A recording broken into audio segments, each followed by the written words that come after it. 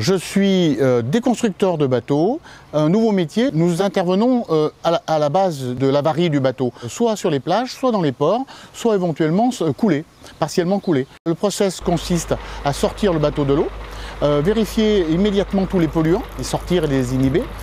Ensuite, procéder au démantèlement du bateau, pièce par pièce, moteur par moteur, mécanique par mécanique, afin de pouvoir isoler, je dirais, tous les composants du bateau. Nous procédons au tri sélectif. Il est très important de faire très attention à l'environnement. Au niveau des hydrocarbures, avoir en permanence des systèmes de pompage et d'absorption pour éviter la pollution des sols et avoir une rigueur et la vigilance de toutes les minutes concernant la déconstruction du bateau. Et ce qui m'a motivé en tant que déconstructeur, c'est en fait la création d'un nouveau métier qui n'existait pas du tout. On s'est aperçu de ça en voyant le nombre de bateaux qui étaient abandonnés et on a décidé d'étudier, trouver des solutions, apporter des solutions, créer, je dirais, un concept et puis créer une nouvelle profession avec des techniciens formés à la déconstruction et à la sécurité, je dirais, du démantèlement des bateaux.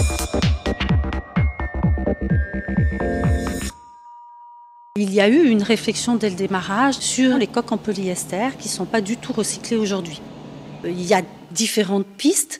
La piste sur laquelle nous avons avancé, c'est effectivement véritablement de séparer la fibre de verre de la résine pour pouvoir réutiliser cette fibre de verre dans d'autres matériaux. Et puis une autre piste qui est moins satisfaisante, mais qu'on a déjà expérimentée, c'est effectivement de pouvoir utiliser les résidus de coques dans des incinérations de cimenterie. En tous les cas, l'idée, c'était de se dire, on va jusqu'au bout. On a un matériau qui peut être encore noble et qui peut être utilisé, comment on s'empare de ça et comment on réfléchit. Ça fait partie effectivement de la démarche du développement durable de notre entreprise. J'ai mis au point ce process de recyclage puisque nous sommes, je dirais, cousins de la déconstruction automobile avec les mêmes lois, avec les mêmes rigueurs et les mêmes obligations et tout arrive à se recycler, bien sûr dans des filières complètement différentes, mais on peut recycler le plomb, des batteries, on peut recycler l'huile, on peut recycler le gasoil, même souillé, le bois propre.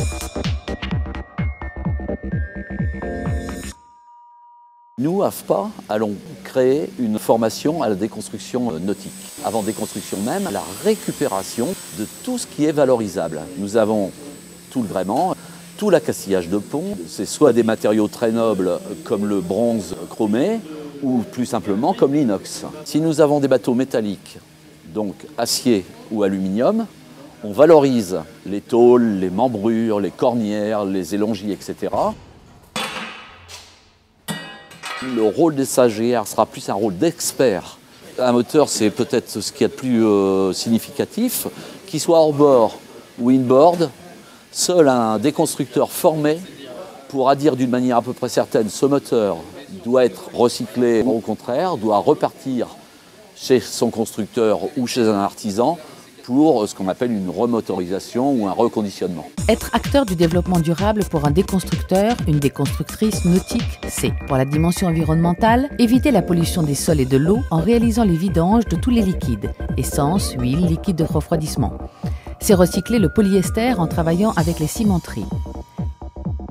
Pour la dimension économique, c'est valoriser tous les éléments de gréement et d'accastillage en démontant tous les éléments. C'est étudier l'état des moteurs afin de les revaloriser lorsqu'ils sont réparables. Être acteur du développement durable pour la dimension sociale, c'est veiller à sa propre sécurité et à celle des intervenants sur le chantier en portant les protections individuelles nécessaires à l'exercice de son emploi. C'est travailler avec des ateliers d'insertion, réutilisant les voiles, sangles et cordages.